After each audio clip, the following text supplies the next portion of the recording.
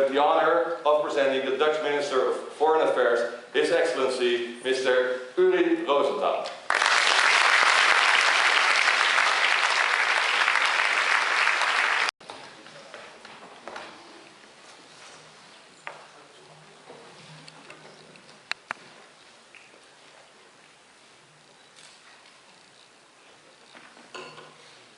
Well, thank you, Madam Secretary General, Mr. Chairman, of course, Jaap de Hoop Scheffer, ladies and gentlemen, Mark van Emden Anders,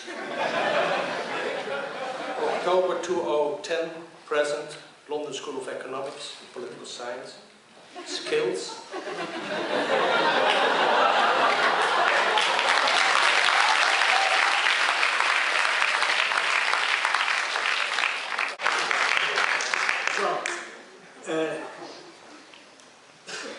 Dear attendants here, it's good to be here with you, 200 students from more than 50 countries, to discuss the future of global governance and of the UN in particular. You, as you are sitting here, because of the light I don't see you, but nevertheless, you are the next generation of politicians, diplomats, officials, lobbyists in the international arena, and you and I have something very important in common. Let's face it, our shared concern and sense of responsibility for the world's future. And let me say it right away, talking about the United Nations. The United Nations is and will remain the key instrument for international cooperation. Its relevance is on the increase, has been on the increase throughout the years, but it should and could go for an even stronger performance. So we should also be willing to identify the UN's shortcomings, as well as, of course, the opportunities for change and improvement. And that's why you are here. Ladies and gentlemen, the challenges our world faces today are more complex than before. Commonplace, but nevertheless true. For that matter, the principles of 21st century foreign policy, which, according to my opinion, are just global security, freedom, including human rights, and prosperity, these three principles are ever more interlinked and interdependent, and that's something we should really take very seriously indeed. Let's face it, violations of individual freedoms and of human rights, for example, are not only morally reprehensible, sooner or later they turn out to lead to unrest, instability and economic decline. Security and freedom are fundamental to economic growth. Social and political turbulence is highly dysfunctional to foreign investments, to foreign trade.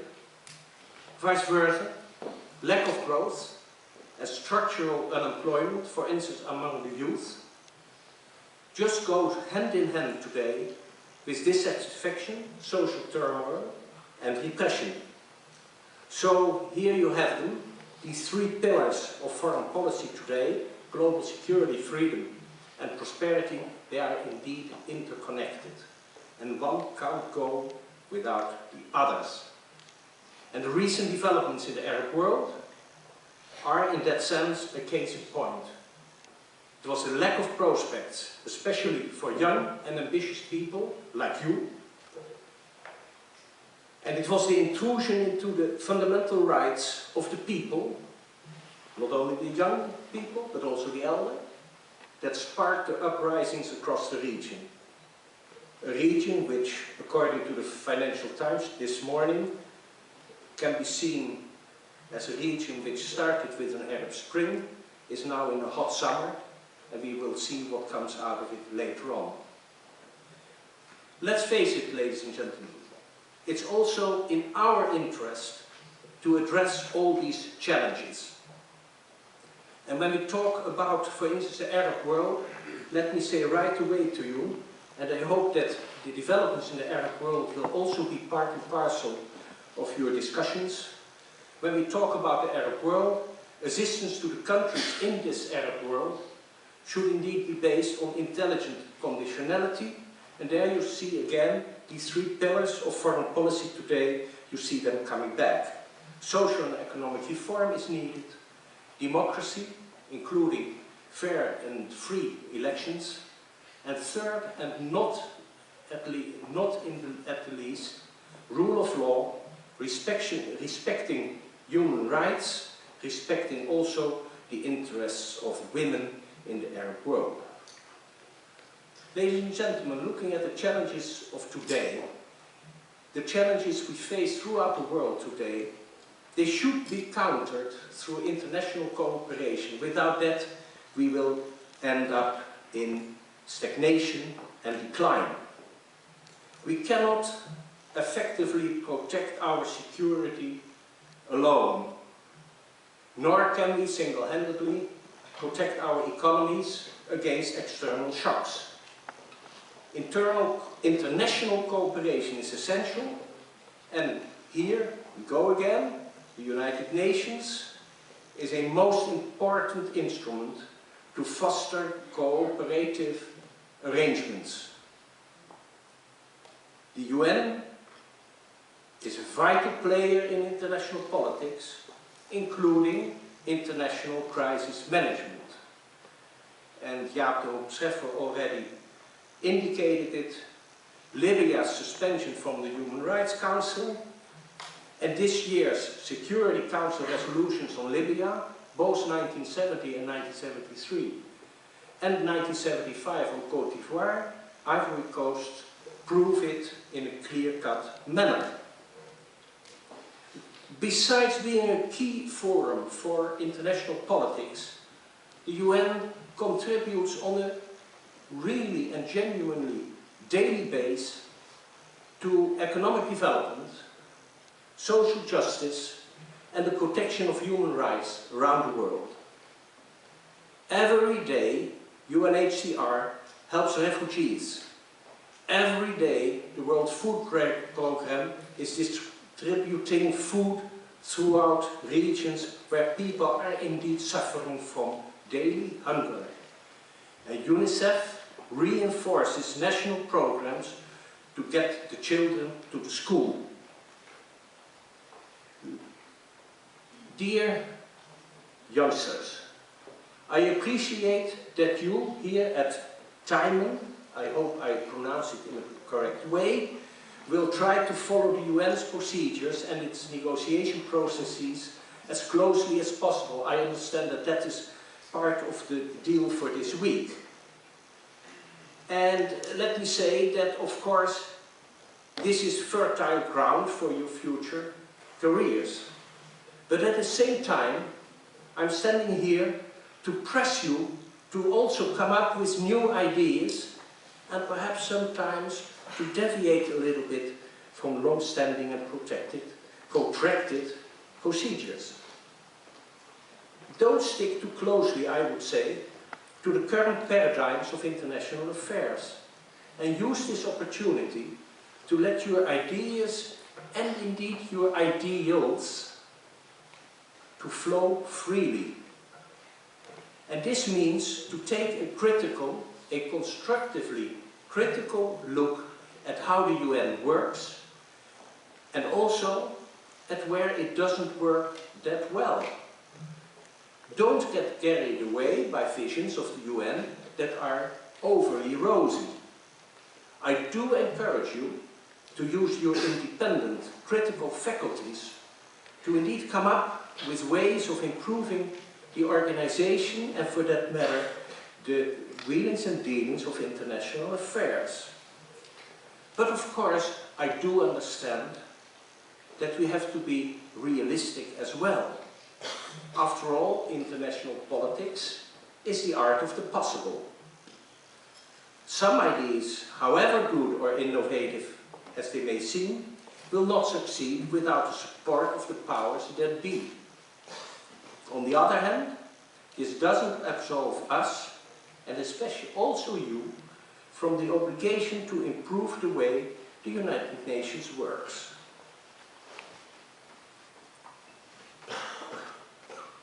For that matter, let us look at some suggestions. First, the world-changing power relations are of course a fact of life. And the UN needs to adapt to them. And I'm in favor of it. The Netherlands supports a modest enlargement of the Security Council, where it concerns permanent seats for a couple of countries which have risen in importance and leverage. But we need to make sure that this enlargement does not impact the efficiency of the Council's decision-making process. So we will argue on our end for a limit on the right of veto if the Council is enlarged. This is only a temporary reform option because none of the other proposals tabled so far are supported by a sufficient majority. To be able to finalize the reform model in due course, we will need to include a review clause as well. And I understand that this issue is also on the European International Model United Nations Week and agenda. New ideas here, dear attendants, are still needed and they are most welcome. Second, another subject well positioned on your agenda, and rightly so, is the already famous responsibility to protect. I should admit, I murmur this to you. I don't like so much this acronym R and then the figure 2 and then the P. It's too serious to make for these sort of gimmicks, but leave it. Responsibility to protect is putting severe pressure on those who are responsible for the infliction of genocide, war crimes, crimes against humanity, and ethnic cleansing. It should be clear in this, for that matter, that nation states have the primary responsibility to protect their people, whether they are called Gaddafi or with some other name. But when they don't, the international community has a responsibility to take the necessary measures. These start, of course, with mediation, but may ultimately include military intervention as a definitely last resort. Mediations in Kenya, Kyrgyzstan, and Guinea-Bissau are successful examples. And then we go to the last resort. Last March, Security Council Resolution 1973, calling for the protection of Libya's civilian population, was indeed the first resolution to take responsibility to protect as a basis for measures ranging from sanctions to military action. Let me say, by the way, that rigorous implementation of sanctions still is one of the most powerful instruments we have at hand. But I stress rigorous implementation of those sanctions. That is what it is about.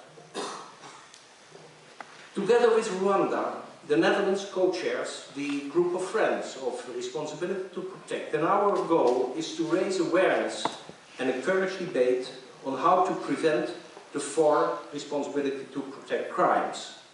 And we will certainly do this on our part at the upcoming UN summit in September. But let me also add a forewarning: be careful out there. There's no sense running into a one-way street, hitting the wall of sheer opposition and even obstinate anger about the infringement of territorial sovereignty. There is, so to say, still a lot to do before responsibility to protect will indeed be a solid and agreed upon principle, if not doctrine, of international law. Ladies and gentlemen, the third point. I'm pleased, and I'm sure that Mr. de Hoop-Treffer is of the same kind, that the model meeting of the North Atlantic Council is part of the program this week. NATO remains the world's most successful political military alliance. NATO is of course not the global cup, but our prospects for international peace and stability would be a lot bleaker without it. Yet, NATO still has challenges of its own to meet.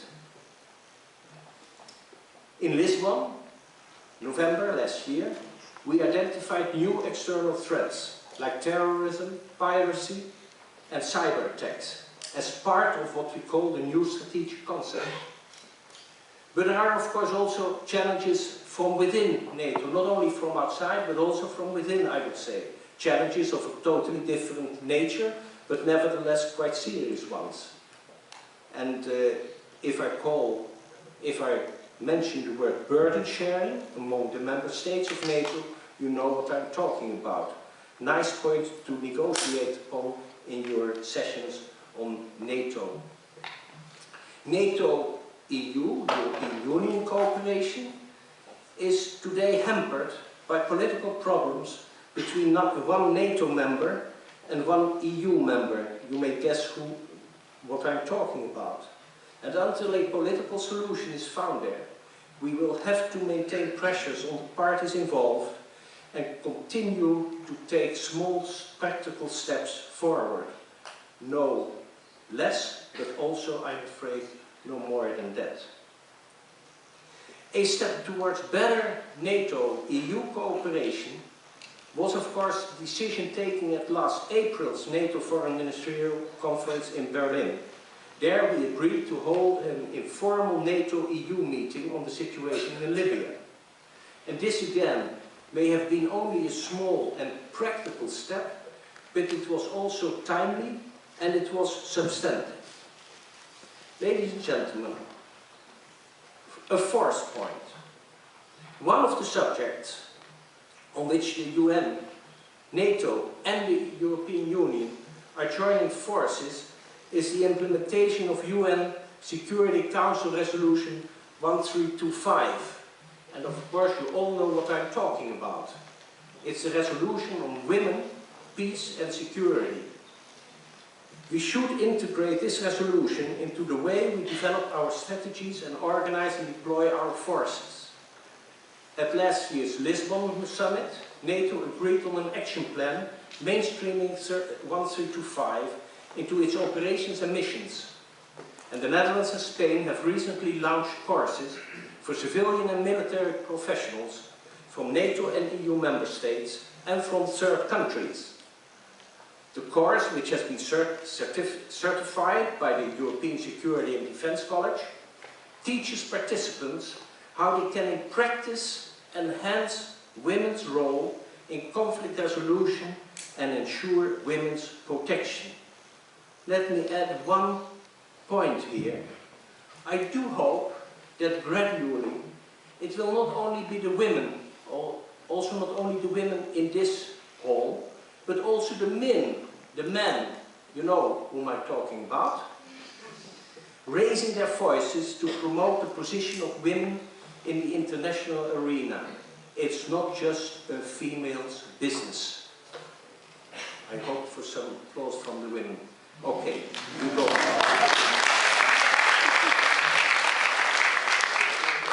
Finally, and to conclude, I strongly support the involvement of young and critical people like you, the next generation, in our UN debates.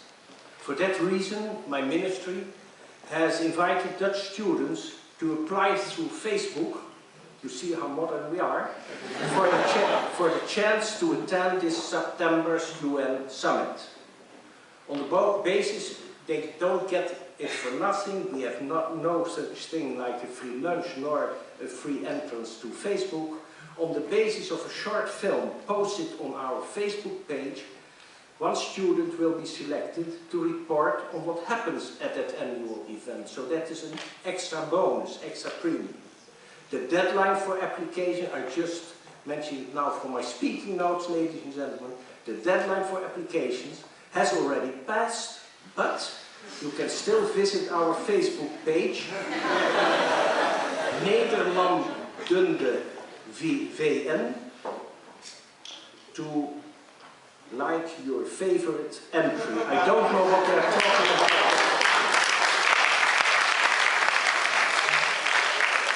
Last but not least, back to this week's Teimun. As Albert Einstein once said, ladies and gentlemen, the true sign of intelligence is not knowledge, but imagination. I do hope that you will use your imagination to the fullest possible. Thank you.